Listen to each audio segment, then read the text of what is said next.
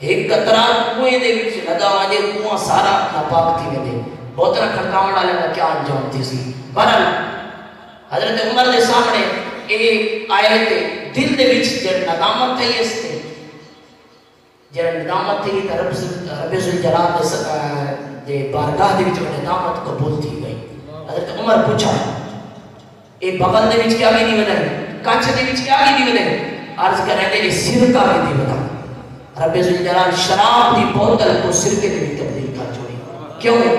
کڑی اتے کھلی جاتے اپنے دل دے وچ ندامت کر کے اور آقا علیہ السلام فرمائے جڑا بندہ ایک نیر بہا کے وہ نیر کتنا ہوئے ایک نیر ہوئے اور نیر کتنا ہوئے کہ جڑا ساری اکھ دی پلک دا وال نہیں ہوندا اے وال پس ہوئے میں رب ذوالجلال اس بندے کو جہنم میں داخل نہ کرنے سا